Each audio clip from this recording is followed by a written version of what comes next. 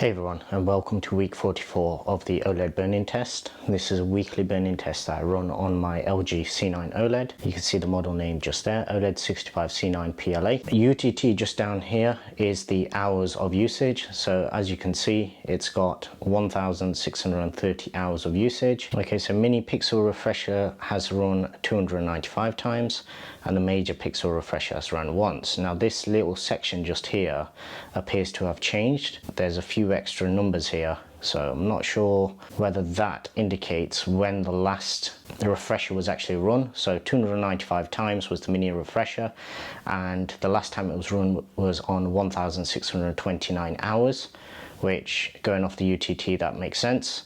And the one major pixel refresher was run basically after 151 hours, which also kind of would line up if that is what both of those numbers are showing. So with that said, let's exit out of the menu and we'll restart the test.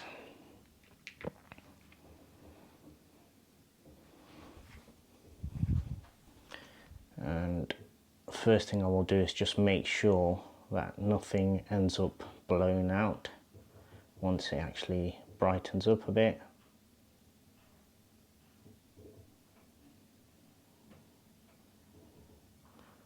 That appears to be fine.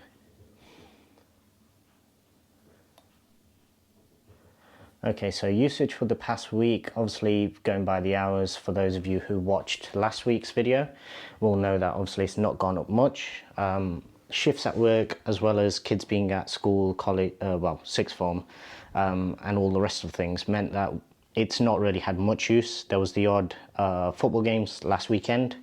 I think we watched a movie on Saturday night last week, and basically throughout the week, literally the only thing I've been doing is a little bit of testing on the LG soundbar.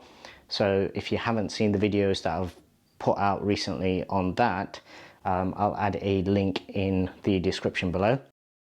But it's not had any major real usage. I think there's been a little bit of gaming on it. The gaming part is probably the most of what this TV has actually been used for in the past week. Now, for those of you who are watching this video for the first time, perhaps, firstly, welcome to the channel. The reason for these videos is basically to give a real world usage example of what it's like to live with an OLED panel. So basically, I've got kids. This particular room is only really used for like movies, sports, and basically my son uses it for gaming. The majority of the 1,630 odd hours, whatever it was, most of that is actually gaming. So I'd probably say at least 1,000, probably going on towards 1,100 hours of that is actually pure gaming. And one of the reasons I make these videos is just to show people out there who are looking at OLED TVs as a possible option for next gen consoles, or basically even with the PS4 or Xbox, previous Xbox. They may be looking at them and thinking that obviously they'd love all of the natural benefits that come with OLED TVs, but are worried about the word that everybody seems to have on their lips when it comes to OLED, which is burn-in. So these videos are meant to just illustrate that with normal usage, mixed usage, but just normal usage, you can have your OLED panel and basically it will perform perfectly, as you can see from the actual test. So by normal usage, I simply mean that initially what I did do was obviously change a few of the settings in order to try and mitigate any potential burn-in. So literally most of that is just leave what the factory has enabled. And then the second part of that is literally, initially I did limit gaming to 2-hour sessions, and then after that, basically once we passed a certain number of hours, after that I wasn't really that worried anymore, so we could just crack on. And my son's literally used this TV for 6 to 8 hours in a day, purely on one game, Fortnite. So it does have head-up displays, so as you can see, it's not made any difference to the panel. Now by normal usage and mixed usage, what I mean is I also use this for sports. So sports also have a lot of static content. Obviously you've got your logos, you've got your clock, your scorecard, all that kind of thing. But then in between all of that, we also throw in movies and TV shows as well. So any movies that we watch as a family, we watch on this TV with this sound system, because obviously that's what this was purchased for. And basically all of that kind of just helps clean up any possible image retention, which is actually more of an issue than burn-in. Burn-in is more of an extreme kind of use case. Image retention is something that will probably show up a lot sooner, and that's where you can possibly, if you notice any image retention, that's when you want to take steps to do major pixel refresh or things like that.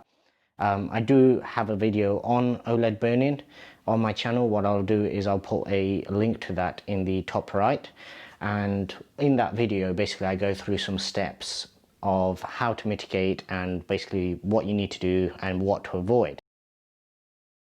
What I'm also going to do is put out another video shortly, which will basically just detail all of the common questions that I get from people on that particular video. So all of the kind of concerns that people have, or even the strange kind of questions that people ask about their particular usage, I'll answer them in a separate video, a Q&A video, which hopefully by the time you see this should already be live. And once again, I'll try and link that down below. But as you can see, normal usage, so literally that just means not using your TV just for one thing. So even when I'm watching sports, generally I'll try and switch up the channels initially, just to make sure that it's not the same logo that's always in that particular position. Similar thing with gaming. Initially I did tell my son to actually just switch up games, so just play something different, but once we passed a certain number, we literally, he's been playing Fortnite for hundreds of hours, because of obviously COVID and lockdown here in the UK. As you can see, perfect panel, literally nothing wrong with it. Even dirty screen effect has virtually nothing. Panel uniformity is really good. And that is the end of the test. I do run these videos weekly, so obviously the next one will be week 45. Hopefully I'll see you then.